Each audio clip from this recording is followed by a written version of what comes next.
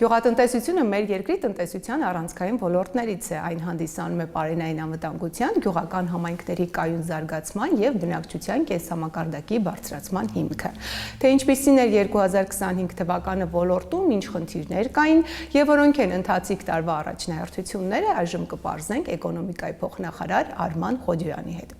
Պարոն Խոջյան, շնորհակալություն հրավերը ընդունելու համար։ Ինչպիսին էր 2025 թվականը գյուղատնտեսության համար։ Ինչ արդյունքներ ունենք անասնաբուծության և բուսաբուծության ոլորտներում։ Վիճակագրական կոմիտեն դեռ չի ամփոփել 2025 թվականի արդյունքները, սակայն հրապարակված են 9 ամսվա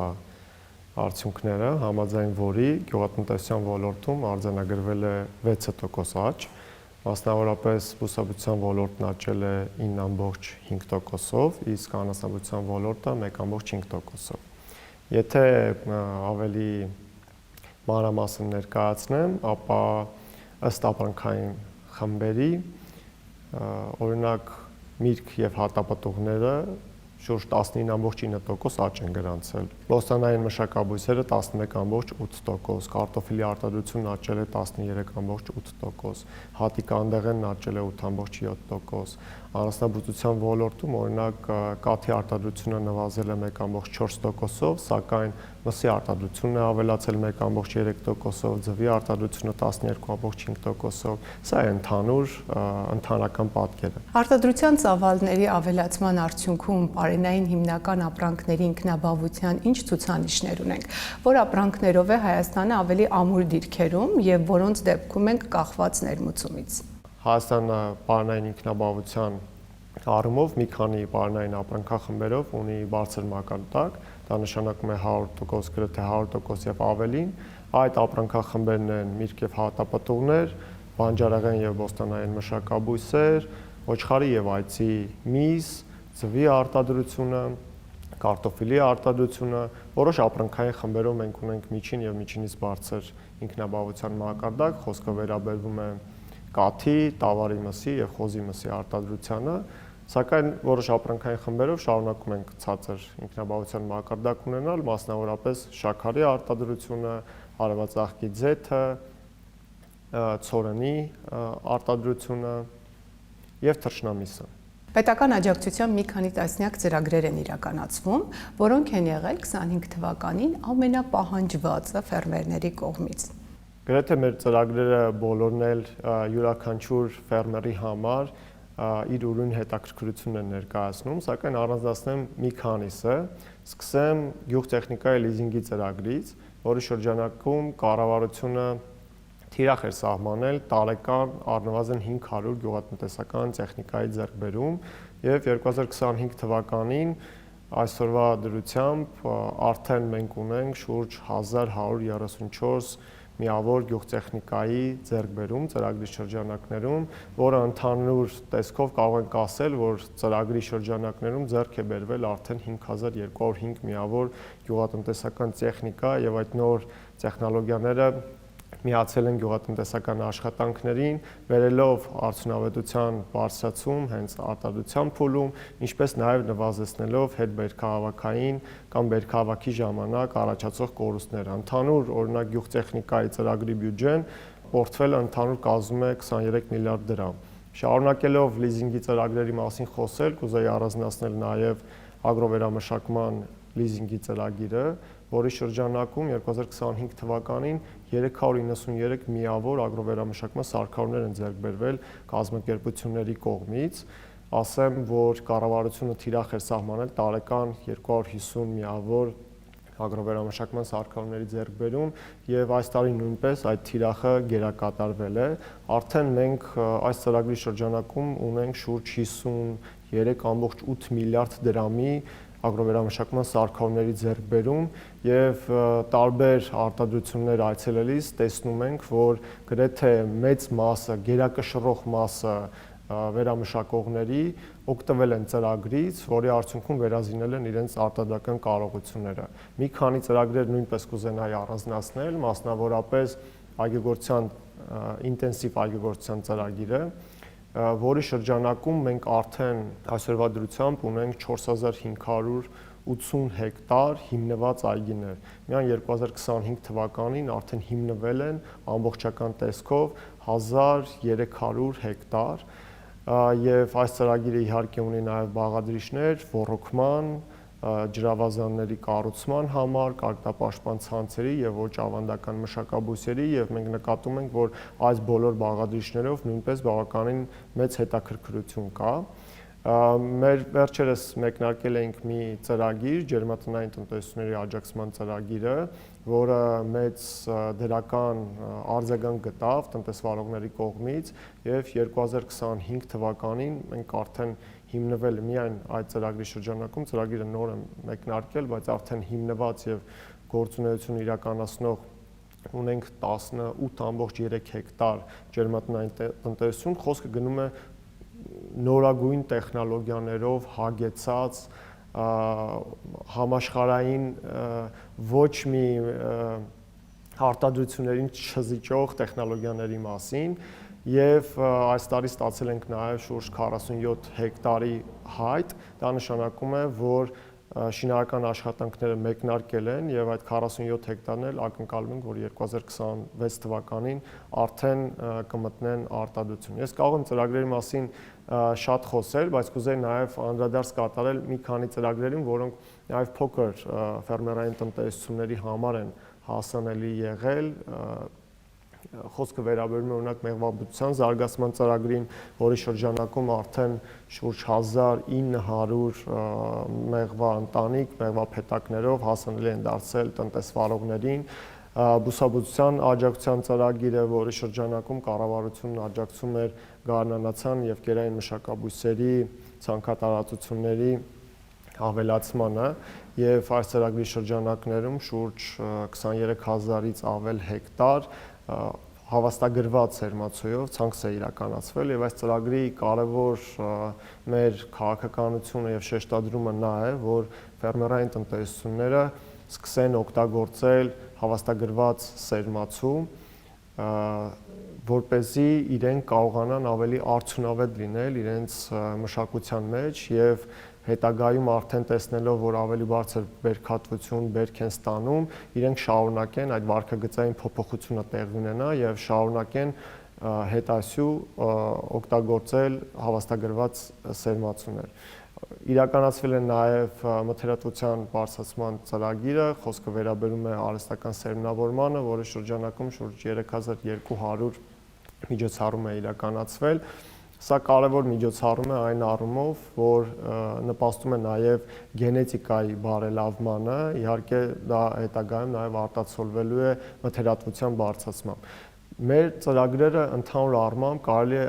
համախումբ դիտարկել եւ յուրաքանչյուր տնտեսվարող կարող է իր կարիքների բավարարման համար գտնել իրեն համար ավելի հարմար ծրագրերը, լինում են տնտեսվարողներ, լինում են ֆերմերային տնտեսություններ, որ գրեթե բոլոր ծրագրերից են օգտվում, սկսած հողերի կոնսոլիդացիայից, գյուղտեխնիկայի ձեռքբերումից, այգիների հիմնումից կամ ցանքատարածությունների ավելացումից, ոռոգման համակարգերի ներդրումից, մինչև արդեն վերամշակում հետբերքահավաքային կարողությունների զարգացում։ Շատ բարի, այս դրական արդյունքների հետ մեկտեղ որ ծրագրերն են, որ վերանայվել են եւ պայմանները փոխվել են կամ այս տարի դուք դրան կփորձեք լրամշակել, որպեսզի ավելի հասանելի դառնան փոքր ֆերմերային տնտեսությունների համար։ Էկոնոմիկայի նախարարությունում ցանկացած նախագիծ, որը հաստատվում է կառավարության կողմից, հաջորդ օրվանից սկսում է լրամշակումը իրականացվել։ Դա ես դրական եմ համարում, խոսում է նրա մասին, որ մեր թիմը, մեր աշխատակիցները մշտապես կապի մեջ են տնտեսվարողների հետ եւ հենց ծրագրերի իրականացման ընթացքում հայտնաբերվում են նոր պահանջներ, նոր կարիքներ եւ լրամշակման անհրաժեշտություն է առաջանում։ Այդպիսի մի քանիսը նշեմ, օրինակ, որոնք 2025 թվականին իրականացել են եւ կարևոր ծրագրեր են, մասնավորապես հողերի կոնսոլիդացիայի ծրագրի շրջանակում նախկինում նախատեսված էր միավորված հողակտորների համար կադաստրային արժեքի 30% փոխհատուցում, փոփոխություն է կատարվել եւ արդեն հասանելի է 50% փոխհատուցումը, այսինքն 3 հեկտար եւ ավելի միավորած հողակտորների դեպքում կառավարությունը պատրաստակամ է կադաստրային արժեքի 50%-ի փոխհատուցում իրականացնել։ Փոփոխություն իրականացրեցինք օրինակ ջերմատնային տնտեսությունների ծրագրի շրջանակում, նախկինում սահմանված էր մինչև 3 միլիարդ դրամ սահմանաչափ, 3 միլիարդ դրամը բարձրացրեցինք այդ շեմը մինչև 15 միլիարդ դրամ եւ նկատեցինք, ակնհայտ երևաց, թե ինչ մեծ ներգրավում ունեցանք ջերմատնային տնտեսության այս ծրագրի շրջանակում, այն թվերը, որոնք որ ես քիչ առաջ նշեցի, հենց նաև խոսում են նրա մասին, որ այս փոփոխությունները իրականացվեցին։ Իհարկե կան ծրագրեր, որոնք մենք տեսնում ենք, որ իրենց ընթացքը բավարար չէ, եւ այդ ուղղությամբ տարբեր այցելություններ են, մարզային այցելություններ են կատարվում հասկանալու համար, թե ինչն է այն հիմնական պատճառը, որը որ մեր կողմից մշակված քաղաքականությունը կամ կիրառելի չի լինում, կամ վարքագծային փոփոխության չի բերում։ Պետական աջակցության ծրագրերը, որոնք խթանում են նորարարական գյուղատնտեսությունը, որքանով են նպաստում նաև երիտասարդների ներգրավվածությունը ոլորտում։ Մենք հիմնականում տարբեր ծրագրերի շրջանակում արտոնություններ ենք սահմանում երիտասարդների համար, խոսքը վերաբերում է օրինակ ինտենսիվ այգեգործության ծրագրի շրջանակներում, եւ մենք տեսնում ենք, որ մենք այս ոլորտում ունենք նոր ֆերմերների ներգրավում,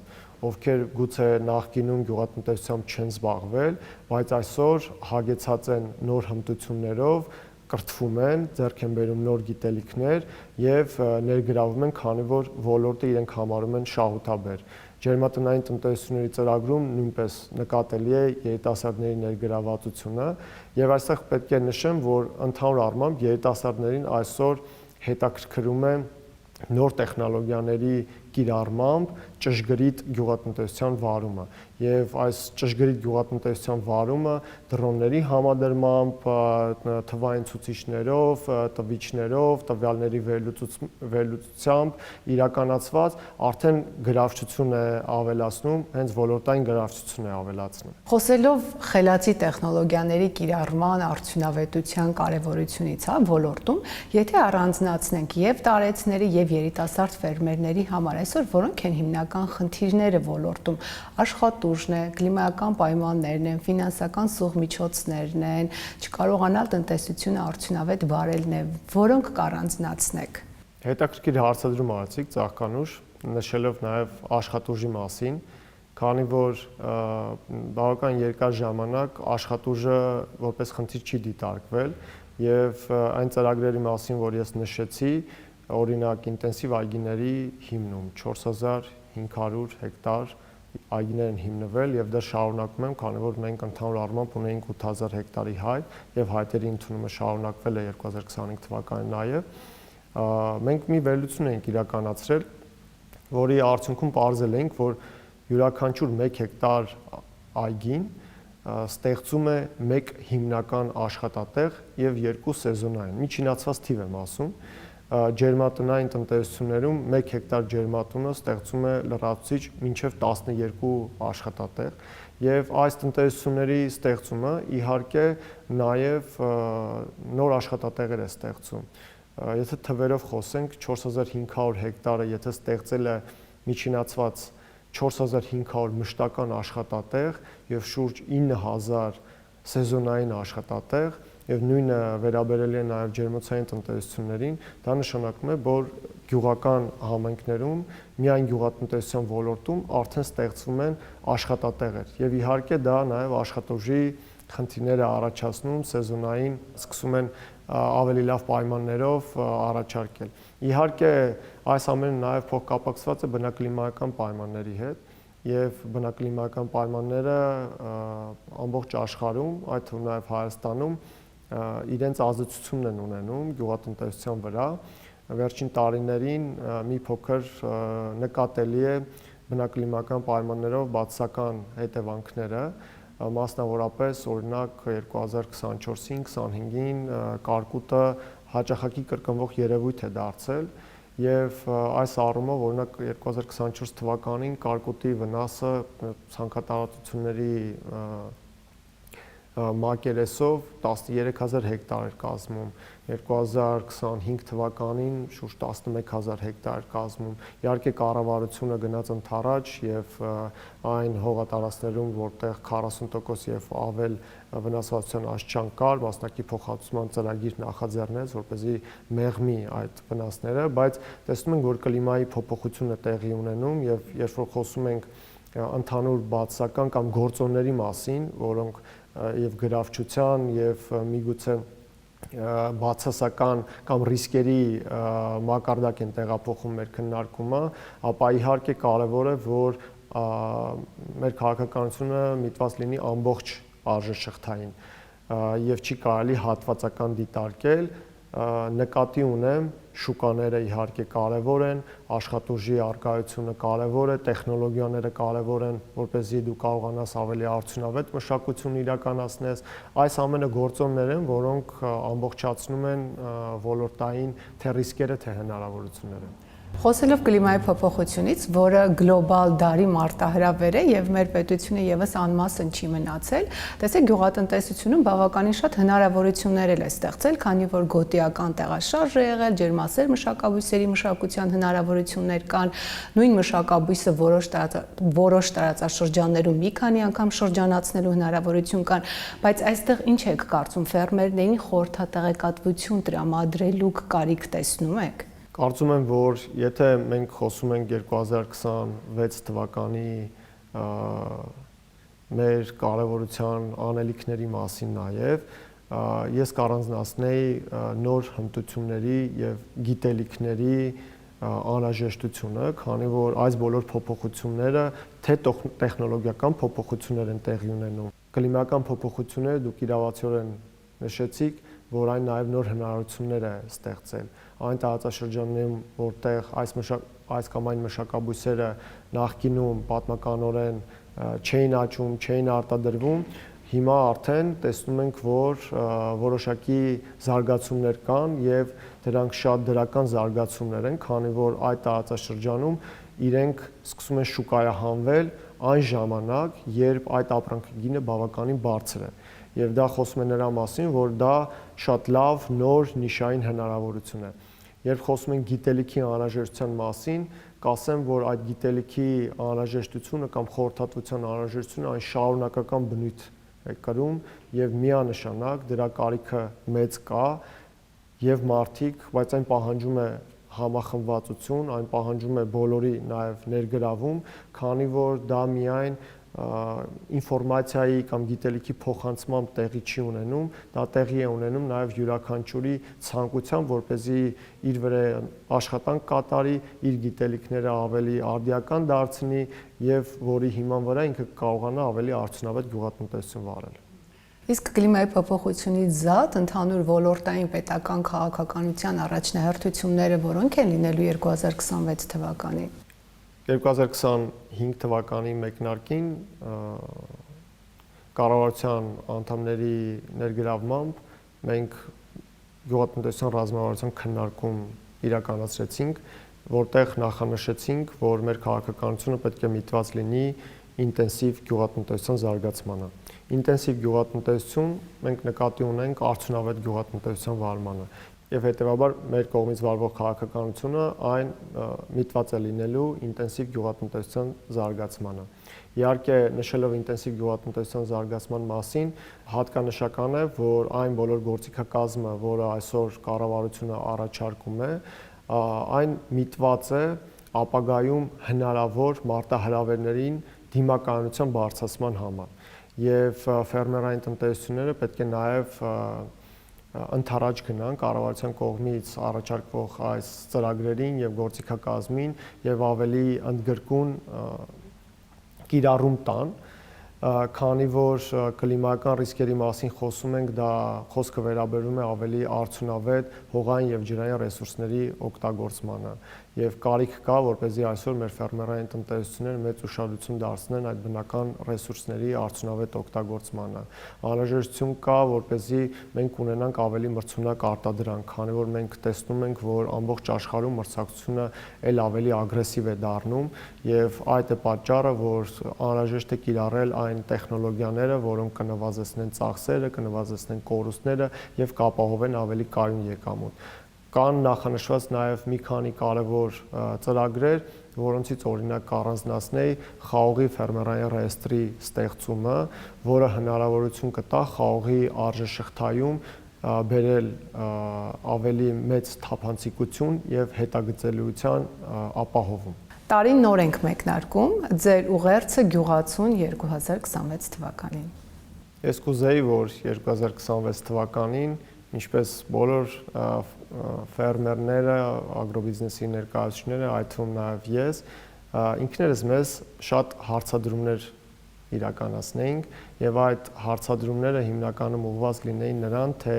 ինչը մենք այնպես չենք իրականացնում կամ ինչն է այն խնդիրները, որոնք խանգարում են մեզ ավելի արդյունավետ լինել եւ կարծում եմ, որ այդ հարցադրումները